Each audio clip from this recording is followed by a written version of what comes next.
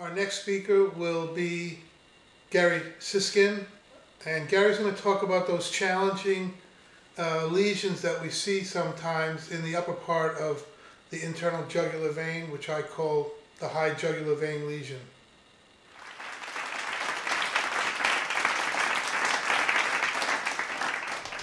I'm giving, well, first of all, thank you very much for the invitation, Sal. I appreciate being here and appreciate the opportunity to hop a 6 a.m. train this morning. So I'm going to be talking first about the treatment of high lesions, and this is probably my quickest talk, so hopefully we'll get back on schedule a little bit.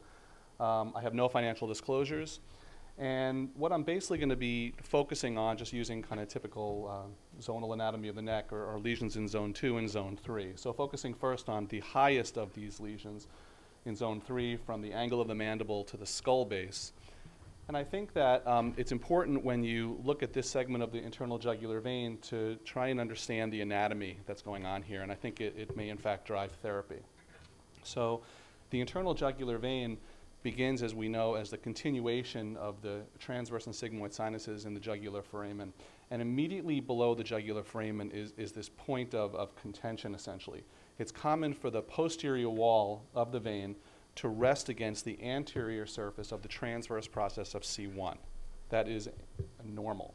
So if you look over here, I guess I don't have a pointer, but if you look on the venogram on the left side of the screen, you can see that area of narrowing that we very commonly see on jugular venography, that area of narrowing, and you can correlate it to the appearance on just a typical contrast-enhanced CT, where you see this quote-unquote, where you see this quote-unquote pancaking of the internal jugular vein by the transverse process of C1. So of course that's really the question, to treat or not to treat. In some patients, that transverse process can indent or even kink the posterior wall of the internal jugular vein, and in many people's opinion, this is a normal finding.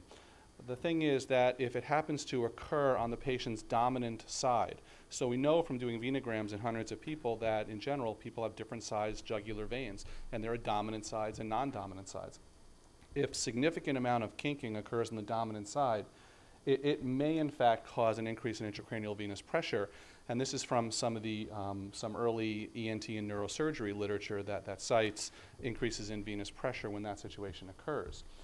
I think when you're evaluating the uppermost portion of the internal jugular vein, you need to make sure that you're doing a lateral view. That's really the quintessential part of evaluating this part of the patient's jugular vein. If you do a lateral view with the catheter positioned below C1, okay, that is the way you can best evaluate the internal jugular vein. This helps to see the vein without getting all those pesky vertebral veins in the way. So if you're just looking at the AP view and you do a non-physiologic or over-inject the internal jugular vein, you're clearly going to reflux contrast up into the sigmoid sinuses. Contrast is going to come back down into the vertebral veins, and you're really not going to know what you're looking at. And it's amazing what a difference a lateral view makes. So here's a lateral view. Here's the sigmoid sinus coming down into the internal jugular vein. Here are the vertebrals. And just by virtue of the fact that my catheter is up here, right by the sigmoid sinus, I'm filling the vertebral veins. And all of a sudden, everyone's going to look at that and say, oh my goodness, look at all the collaterals. This must be something terrible. When in fact, it's just normal. It's just a manifestation of the technique that's being used to evaluate this particular patient. A physiologic injection, meaning find that volume, find that rate of contrast administration that mimics the outflow from the sigmoid sinus, and now you're going to mimic, presumably, normal anatomy, normal physiology, and understand what this really looks like. So I think that's a critical portion, and here's the same patient, okay? Same exact patient. Okay, we just moved the catheter down, we injected a little less contrast, and all of a sudden we're seeing a totally different picture here, and that more than anything is going to guide whether or not treatment is necessary. So my point, and I think it's really important, is that stenoses in this part of the internal jugular vein may represent normal extrinsic compression by C1. Okay, angioplasty is not likely to be necessary in these patients. We really only consider treatment when the following circumstances are met. When again, we have a physiologic contrast injection with the catheter positioned below C1, and that's what's been performed. When we see obviously luminal narrowing, when we see limited forward flow from the sigmoid sinus into the internal jugular vein, and when we see persistent opacification of the vertebral veins no matter what we're doing. So no matter how hard we inject, no matter where we place the catheter, all we're seeing is flow down the vertebrals and nothing coming down the internal jugular vein. That's when we'll consider treating these patients. This is a patient early in our experience. Mild narrowing at the level of C1. An angioplasty was performed. Okay, sure, maybe it looks better, but I'm fairly convinced that this did nothing for this patient, that it's a transient improvement in the appearance of the luminal diameter of this vein, and that over time, if we looked at this patient, we would see either restoration back to the normal state of the vein, or worse, even significant restenosis and worsening of the luminal narrowing there.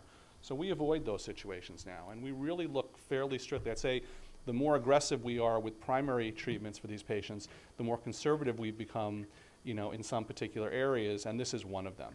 So I think in general, if a true stenosis is present, if we're really convinced using all the criteria that I described below that treatment is necessary, then we believe that stent placement is really the way to go in this situation. We really think that ultimately that's what's going to result in an improvement in luminal diameter, especially when there's extrinsic compression that we're dealing with. Here's the pre-venogram showing the narrowing here. This catheter is a little high. We pulled it down. You can really see the stenosis here. It's a true stenosis right by the level of C1. We stented this patient. Here's the angioplasty. Here's the results after angioplasty. Didn't look very good. Here's the results after stent placement. We were satisfied with that. Patient had some liminal, some improvement, and everyone's happy. Here's, I'm trying to think what this is exactly here. Oh, here's another patient, the other side actually of the same patient. You can see here's the stenosis that I'm talking about right here, okay, right at C1. Same picture here. Here's after stent placement, kind of the best view that we were able to get in this particular patient. So aggressive treatment, however, may make the vein look nicer in that level of C1, but it may also result in significant restenosis. So here's a patient that we treated, had kind of a mild stenosis right here. This was very early in our experience, and I accentuate that because I don't know if we would do the same thing today. All right, but here's a patient that we treated after angioplasty. Excuse me. This patient came back after angioplasty with what looked like to us an occlusion of this portion of the internal jugular vein. We just couldn't opacify anything. We were able to get the catheter through, but we weren't able to opacify any forward flow coming down from the uppermost portion of the internal jugular vein. Here's all the vertebral venous plexus vessels filling and again obscuring the internal jugular vein, which essentially had no flow. We went in, we stented it, we were able to open it, we had a great looking result. But again, he came back actually with a significant occlusion of the stents and obviously is not happy with what he had done with us. This is another patient who was treated elsewhere. He came to us after his third procedure, okay, so he showed up to us and essentially had the same thing. We can see the transverse and sigmoid sinuses, very little filling of the internal jugular vein. We did an angioplasty here, which showed us this distinct irregularity of the vein, which was treated previously not only with angioplasty with a standard angioplasty balloon, but angioplasty with a cutting balloon as well. You can see a lot of intraluminal abnormalities here after the angioplasty. We didn't end up stenting him. I think we improved him, but if you look really here, there's a lot of intimal irregularity right here at the site of the previous angioplasty. We didn't go there. We didn't feel it was appropriate.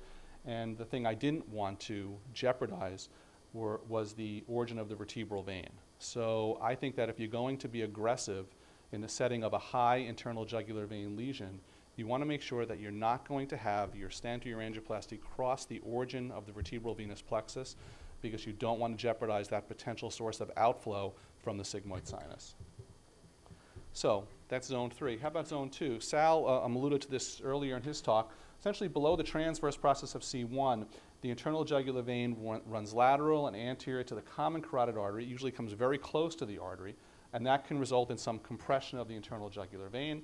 The vein then passes below the sternocleidomastoid muscle to enter the subclavian vein. Here's on CT. You can see right here, this could be due to some compression by the common carotid artery, which you're looking at right here. So the question is this real? Is it not real? The relationship between all these anatomic structures in the neck can lead to extrinsic compression of the internal jugular vein. I thought that Sal's images with IVUS were really nice and really illustrative of this point. I think that when we see true problems in the mid portion of the internal jugular vein, my observation is that they tend to occur in more debilitated patients, and especially when they have decreased neck mobility. So clearly that plays a role with the muscles of the neck and the effect that they're having on the vein. I think that all lesions in zone 2 have to be further interrogated with head rotation. As Don pointed out, you know, it may change which direction you turn the head that may accentuate or relieve a stenosis. But you know, we find for the most part, it's contralateral head rotation will open up the internal jugular vein. So we always look with head rotation whenever we have an abnormality in the mid portion of the internal jugular vein. What that does is it essentially changes the relationship of the internal jugular vein with its surrounding structures, and it can help eliminate or at least clarify the degree of extrinsic rotation that these patients are experiencing. So here's just an example where you have a fixed stenosis down here by the valve, and you have this stenosis right here, right in the mid-neck. Contralateral head rotation makes that go away, but the stenosis that's down here at the valve is fixed. It's not changing with that. So that's how you can help differentiate between these types of lesions and whether to know if and that helps, whether or not these lesions should be treated or not. Persistent stenoses that appear to be significantly flow limiting may require treatment.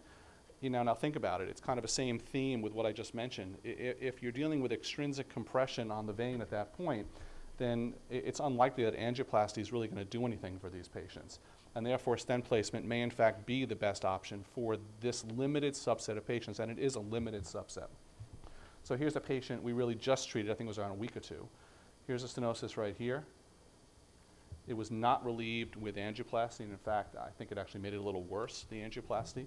But during the diagnostic venogram, I didn't show the images because basically it looked the same. No matter which way we rotated the patient's head, that high-grade stenosis was not going away, and it was in fact causing some reflux, and we felt maybe causing some problems for this patient. We stented the patient, you know, got markedly improved outflow from the internal jugular vein, and he's doing well so far.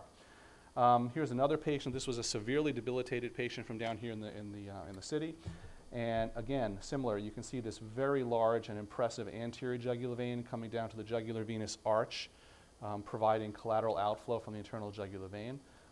It really exists because there's very significant extrinsic compression on this patient's internal jugular vein. You can't see it because you can't see it. We're not really seeing the internal jugular vein well since it's occluded right here. We went in and we stented the patient. You can see reduced filling of the anterior jugular vein now and at least anatomic outflow from the upper jugular vein. The other side was similar. Extrinsic compression here, prominent collaterals, stented, looks better. So in conclusion, I think that stenoses in zone 2 and zone 3, which I would consider to be high, in fact I consider anything above the valve to be high, they're often secondary to extrinsic compression by adjacent anatomic structures. I think we should be conservative when it comes to treating these lesions for all the reasons that Sal mentioned in his IVUS talk, because we really have yet to define exactly what's causing these problems, and it is likely in a percentage of patients that these are going to be quote-unquote normal in this patient population. If they are truly flow limiting and truly felt to be a problem during the course of a venogram, the only way to effectively treat it is going to be stent placement, since it probably is an extrinsic defect to these veins. Thank you.